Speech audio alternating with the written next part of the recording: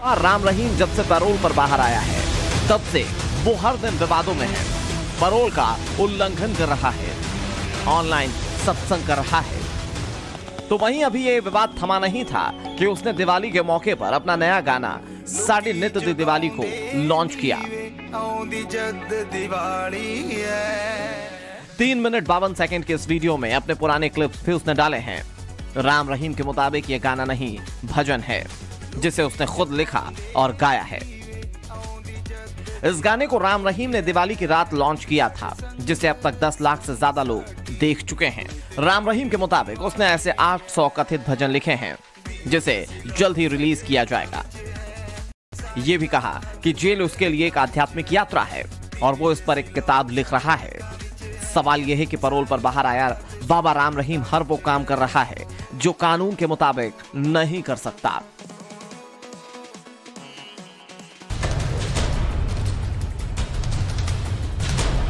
राम रहीम का राजनीतिक रसूख बहुत ज्यादा है, क्योंकि उनके पास डेरा समर्थकों की वोट की ताकत है। दुनिया भर में 6 करोड़ से ज्यादा डेरा समर्थक है। भारत में हरियाणा और पंजाब में तो इनके समर्थक सबसे ज्यादा है। हरियाणा की 40 विधानसभा सीटों जबकि पंजाब की 50 असेंबली सीटों पर डेरा का प्रभाव है। यही वजह है कि जब जब चुनाव आता है, ये लव चार्जर जेल से बाहर आता है, डेरा अनुयायियों को चार्ज करता है, राजनेताओं को आशीर्वाद देता है और रसूख की नुमाइश करता है।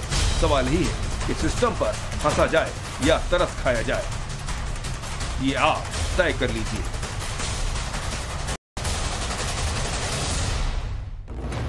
चालीस दिन के पैरोल पर बाहर आया राम रहीम हर दिन नए नए कारनामों से एक बार फिर से सुर्खियां बटोर रहा है।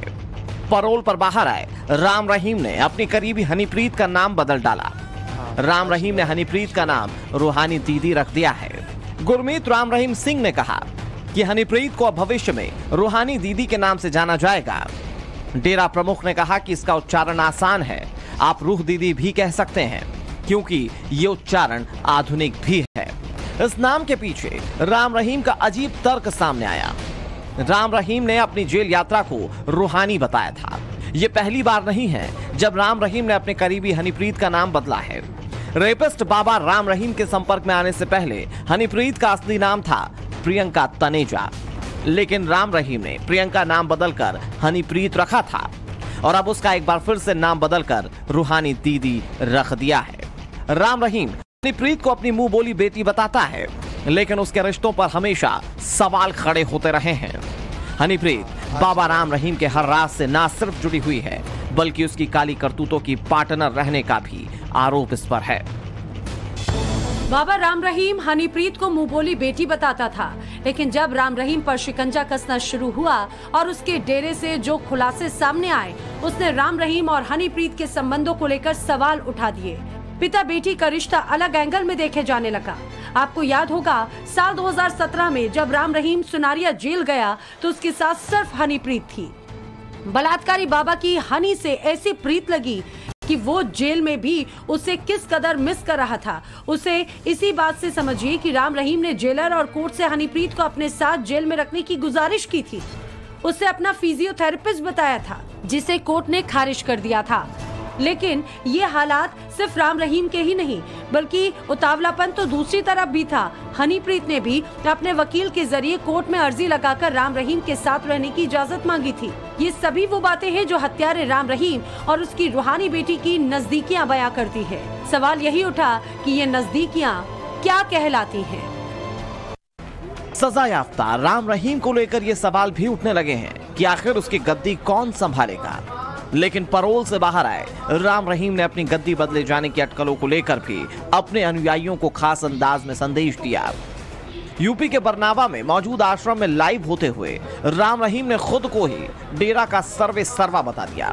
राम रहीम ने कहा कि हमने कितनी चिट्ठियों में लिख दिया है और कितनी बार कह दिया है कि गुरु हम थे, हम हैं और हम ही रहेंगे। 100%, 1000%, लाख%, लाख बार कहलवाओ, हम हैं, हम थे और हम ही गद्दी पर रहेंगे। राम रहीम ने अपने अंदाज में उन सूत्रों वाली बातों पर भी निशाना साधते हुए कहा कि सूत्रों की चर्चा पता नहीं कहां से होती हैं, कहीं ये सूत्र मिल जाएं तो उसे हमें भी मिलवाएं। क्योंकि हर बार यही बात उठती है कि गद्दी पर ये बैठेंगे। सूत्रों से पता चला है, आज तक सूत्र नहीं मिले। कहां रहता है ये सूत्र नाम का प्राणी? राम रहीम ने पूछा कि अज्ञात सूत्र कहां रहता है। डेरा सच्चा सौदा प्रमुख और रेप और हत्या के मामले में दोषी गुरमीत राम रहीम पिछले 1 साल से हरियाणा की सुनारिया जेल में अपनी सजा काट रहा है।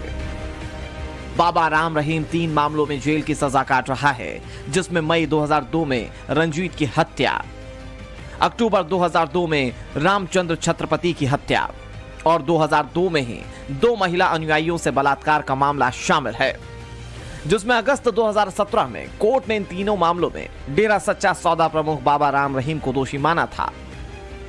और इन तीनों मामलों में दोषी ठहराए जाने के बाद राम रहीम को 20 साल की सजा सुनाई गई थी। जिस वक्त ये सजा सुनाई गई थी उस वक्त हरियाणा में हिंसा भड़क उठी थी। उस हिंसा में कम से कम 41 लोगों की जानें चली गई थीं। सुनारिया जेल में बंद राम रहीम 1 साल में करीब 3 बार पैरोल पर बाहर आ चुका है। जब जब राम रहीम पैरोल पर बाहर आया तब विवादों में ही रहा है।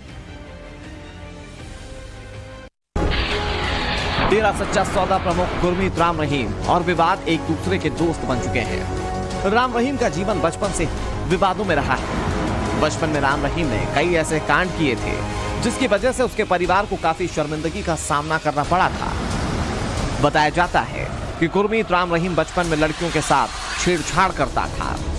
बचपन में इसी हरकत की वजह से उसे 9वीं क्लास में ही स्कूल से निकाल दिया गया था। इतना ही नहीं, पढ़ने में भी राम रहीम बेहद कमजोर था, जिसकी वजह से वो 10वीं कक्षा में फेल हो गया था। राजस्थान के श्रीगंगानगर के जाट परिवार में जन्मे गुरमीत राम रहीम की किस्मत तब बदली जब वो 31 मार्च 1974 में डेरा प्रमुख शाह सतनाम सिंह के संपर्क में आया। डेरा प्रमुख शाह सतनाम ने ही उसका नाम राम रहीम रखा और 23 सितंबर 1990 को शाह सतनाम सिंह ने देश भर से अनुयायियों का सत्संग बुलाया और गुरमीत राम रहीम सिंह को अपना उत्तराधिकारी घोषित कर दिया। बाबा का चोला ओढ़े राम रहीम कितना बड़ा अपराधी और रेपिस्ट था, इसकी असलियत एक लेटर ने खोली। 13 मई 2002 को तत्कालीन पीएम अटल बिहारी वाजपेयी को एक पत्र लिखा गया। इस पत्र में एक लड़की ने सिरसा डेरा सच्चा सौदा में गुरु राम रहीम के हाथों अपना यौन शोषण का वाकया बताया। उस लड़की ने पत्र में लिखा कि पंजाब की रहने वाली हूं और अब 5 साल से डेरा सच्चा सौदा सिरसा हरियाणा में साधु लड़की के रूप में सेवा कर रही हूं। लड़की ने आरोप लगाया कि उसके और दूसरी लड़कियों का यहां शारीरिक शोषण किया जाता है, साथ ही डेरे के महाराज की ओर से उनका बलात्कार किया जाता है। 30 मई 2002 को खबर अखबार में छपी। पूरा सच अखबार में साध्वी से रेप मामले को लेकर प्रकाशित किया गया। इतना ही नहीं, सिरसा के बाजार में साध्वी की चिट्ठी की कॉपियां तक बांटी गई। इसके बाद राम रहीम की एक एक आपराधिक पोल खुलती चली गई। गुरमीत राम रहीम पर यह भी आरोप है कि ध्यान लगाने और लड़कियों का यौन शोषण करने के लिए बलात्कारी बाबा ने डेरे के अंदर एक गुफानुमा अंडरग्राउंड घर बनवाया था।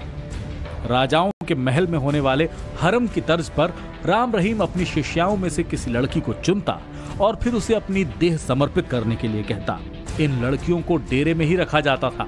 उन्हें इंतजार करना पड़ता था कि कब उनकी शादी डेरे के अंदर रहने वाले पुरुष श्रद्धालुओं से करा दी जाएगी। वो पुरुष श्रद्धालु जो गुलामों की तरह गुरमीत के आदेश मानते थे। यहाँ तक दावा किया जाता है कि बाबा की गुफा किसी 7 स्टार होटल से कम नहीं थी, लेकिन कुछ लोगों का यह भी कहना है कि बाबा की गुफा इतनी आलीशान जिसकी कल्पना भी नहीं की जा सकती। इस गुफा की फॉरेंसिक एक्सपर्ट ने गहनता से जांच की। डेरे में जहां जहां तलाशी ली गई उसकी पूरी वीडियोग्राफी करवाई गई। इसके लिए 65 वीडियोग्राफर्स प्रशासन की ओर से बुलाए गए थे।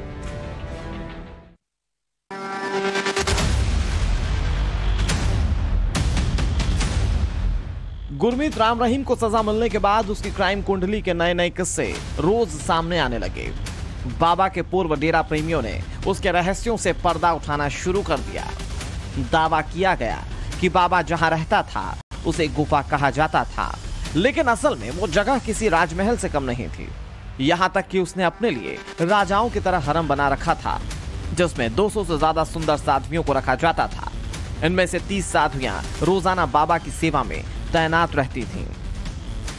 डेरे के पूर्व कर्मचारियों ने यहां तक दावा किया कि बाबा गुफा के अंदर शीश महल में रहता था उसे राजाओं के जैसे कपड़े पहनने का बहुत शौक था। गुरमीत के पूर्व ड्राइवर खट्टा सिंह ने जानकारी दी थी कि बाबा की गुफा में पुरुषों की एंट्री पर सख्त पाबंदी लगाई गई थी। बाबा राम रहीम के डेरे में रहने वाली लड़कियों को साध्वियां और शाही बेटियां कहा जाता था, लेकिन कम ही लोगों को पता है कि इन लड़कियों में चुनिंदा विश्वकन्याएं भी शामिल थी, जिनका काम राम रहीम के बिस्तर के लिए लड़कियां तैयार करना होता था। दरअसल साध्वियों के इस दल में वो महिलाएं शामिल होती थीं जो खुद जवानी के दिनों में बाबा की हवस का शिकार बन चुकी थीं। अधेड़ या बुजुर्ग होने पर राम रहीम इन महिलाओं की हर सुविधाओं का ख्याल रखता था।